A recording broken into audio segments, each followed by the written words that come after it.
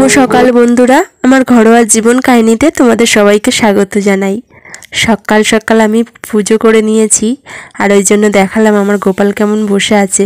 এদিকে সবজি বাজার করে নিয়ে এসেছে। আজকে রবিবার, আমার শাশুড়িমা বাজারে গিয়েছিল সকালবেলায়, এই শাকগুলো পেয়েছে, বেশ টাটকা, একদম ফ্রেশ। পালং শাকের আঁটি, আমাদের অনেক দিনই পালং শাক খাওয়া হয়নি এই শীতের সিজনে। বেশ ভালোই শাকগুলো পেয়েছে। কয়েকটা পেঁয়াজ তুলে নিচ্ছি, কারণ আজকে চিকেন এনেছে, বাড়িতে চিকেন রান্না হবে। আর রবিবার মানেই তো একটু অন্যরকম দিনটা সবাইয়ের কাটে, তাই ভাবলাম আমি নিজেই আজকে চিকেনটা রান্না করব। আর আমাদের বাড়িতে সাধারণত শিলেতেই আদা রসুন পেস্ট করা হয়, তাই ওই জন্য শিলটা পেতে বসে পড়লাম। রসুনগুলো একটু পেস্ট করে নেব, রসুন এবং আদা। কাঁচা লঙ্কাটা পেস্ট করতে পারি না, কারণ কাঁচা লঙ্কাতে আমার ভীষণ ঝাল। কাঁচা লঙ্কা হাতে পড়লেই হাতটা আমার জ্বলতে থাকে। এদিকে আলুটা ভেজে তুলে রেখে দিয়েছি। আর কড়াইতে যেমন আমি তেল দিয়ে পেঁয়াজটা ভেজে নেব, তবে খুব হালকা তেলে মাংসটা রান্না করছি। সাথে একটু ধনেপাতা নিয়ে নিয়েছি, টমেটো নিয়ে নিয়েছি। মাংসটা একটু টমেটো দেবো এবং ধনেপাতা দিয়ে দেবো। ধনেপাতা দিলে কি হবে, আমার কর্তামশাই আবার ধনেপাতার গন্ধ খুব একটা ভালোবাসে না, ওই কারণে ধনেপাতা দিয়েও আবার তুলে নিতে হয় মাংসের মধ্যে। আমি খুব সামান্য তেল দিয়েছি, কারণ মাংসের মধ্যে খুব বেশি তেল থাকলে আবার আমার কর্তামশাই খুব রেগে যায়।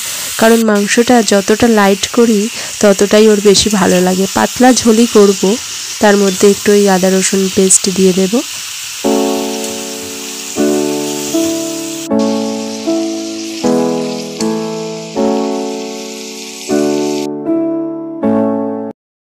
মোটামুটি এক কড়াই জল দিয়ে দিয়েছি, অনেকটাই পাতলা ঝোল হবে।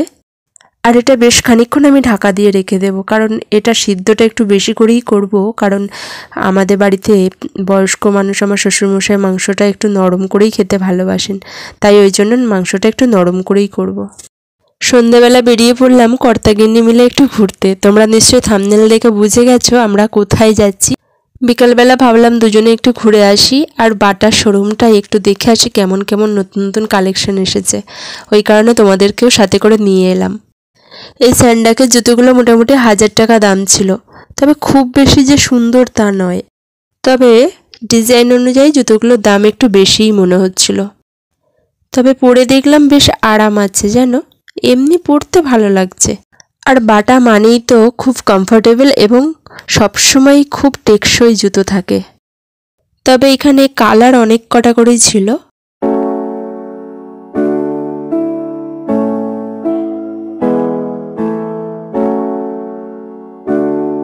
শোরুমটাতে বেশ ভালোই কালেকশন ছিল জুতোর এবং ব্যাগের।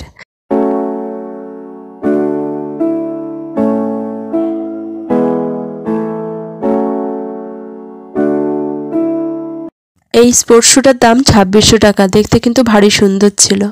তবে এখানে দামগুলো অনেকটাই বেশি ছিল।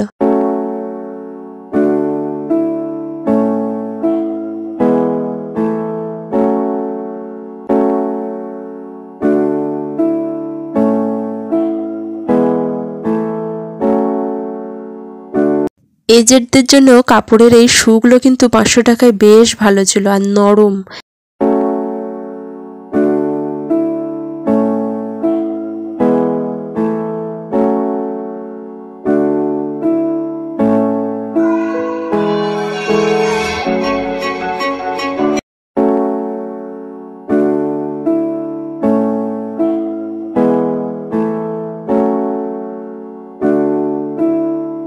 এই জুতোটা পরে দেখলাম ভারী সুন্দর, প্যাডিংটাও অনেকটা আছে আর একদমই নরম।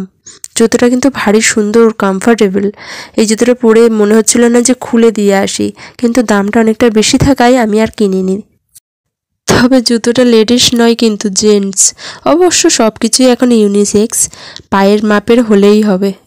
তবে বাটা থেকেই হাওয়াই যদি বাড়িতে একটা রাখা হয়, পরতে কিন্তু ভারী মজা লাগে আর অনেকদিন টেকসইও হয়। এই দিকটা পুরোটাই কিটোজ আছে, কিটোজগুলোও কিন্তু ভারী সুন্দর ডিজাইনের ছিল। আর বাটা তো মাল্টিন্যাশনাল কোম্পানি, বহু পুরানো। বাটার জুতো মানেই অনেক দিনের টেকসইয়ের জুতো হবেই। একটা একটু ভালো মতো দাম দিয়ে জুতো কিনে রাখলে মোটামুটি অনেক দিন যাবে। আর যদি সেটা লেদারের হয়, লেদারের জুতোগুলো অবশ্য অনেক দাম। পিওর লেদারের যদি জুতো কেনা হয়, তাহলে মোটামুটি রাফ ইউজ করলেও বেশ কয়েক বছর নিশ্চিন্তে কেটে যাবে।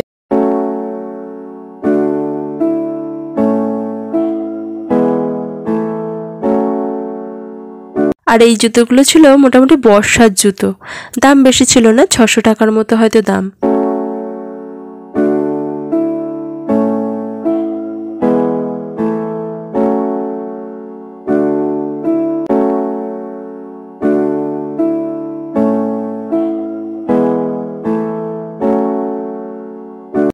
পিঙ্ক কালার জুতোটার ডিজাইনটা বেশ ভালো লাগছিল, কিন্তু আমার পায়ে বড় ছিল, তবুও জুতোটা পরেই দেখলাম, তবে বেশ ভালো। তবে এগুলো বর্ষাকালে পরার জন্য একেবারে পারফেক্ট।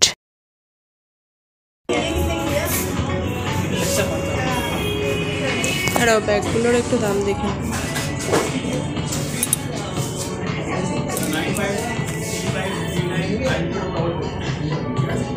টেবিলের জুতোগুলো দেখতে পাচ্ছ, এইগুলো সব 50% ডিসকাউন্টে ছিল। এক জোড়া নিলে 50%, 2 জোড়া নিলে 60%, আর 3 জোড়া নিলে 70% ওরা ডিসকাউন্ট দিয়ে দিত। কিন্তু টেবিলের জুতোগুলোও পছন্দ হচ্ছিল না ডিসকাউন্টের। আর এদিকে ব্যাগের কালেকশনগুলো কিন্তু ভারী সুন্দর ছিল। এইরকম একটা ব্র্যান্ডের ব্যাগ সাথে রাখলে আর কোনো চিন্তা থাকে না কোনো কিছু ক্যারি করার, কারণ ব্যাগগুলো ভীষণ টেকসই হয় এবং ডিজাইনগুলোও বেশ সুন্দর ছিল। আর দামগুলোও বেশ সুন্দর, ব্যাগ অনুযায়ী দাম।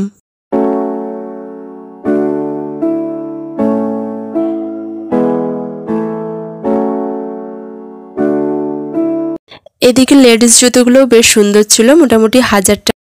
এই জুতোগুলো পুরোটাই হালকা হিলের উপর ছিল, আর যারা হিল পরতে ভালোবাসে তাদের জন্য এগুলো পারফেক্ট। জুতোগুলো ডিজাইনও বেশ ভালো, তবে দেখে পার্টি ওয়্যার টাইপস মনে হলো না।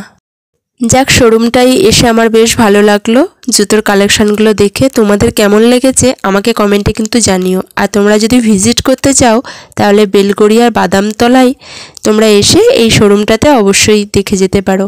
বেশ সুন্দর সুন্দর বাটার কালেকশন আছে।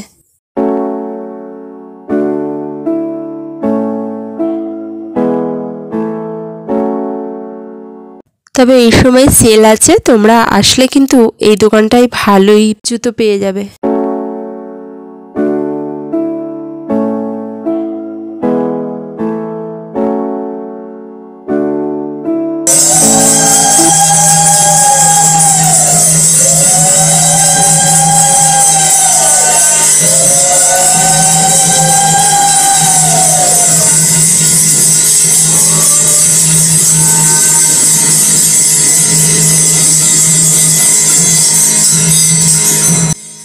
এরপরে 2 কর্তাগিন্নি মিলে চলে এলাম আমাদের রাম ঠাকুরের মন্দিরে, কারণ কাছাকাছি ছিল মন্দিরটা, আর ভাবলাম একটু ঘুরেই যাই। সেই অনেক দিন আসা হয়নি, সন্ধ্যাবেলায় তাই একটু এসে দুজনে বসেছিলাম। আর আমি তো জানোই একটু ভিডিও করছিলাম, ভিডিও তোমাদের না দেখালে আমার ঠিক ভালোও লাগে না। তাই শ্রী শ্রী কৈবল্যনাথকে প্রণাম জানিয়ে বাবার সামনেই বসে পড়লাম একটু কীর্তন শুনতে। আর আমাদের বাড়ির সবাই শ্রী শ্রী রাম ঠাকুরের দীক্ষিত। আমার এখনও দীক্ষাটা নেওয়া হয়নি, তবে নেব।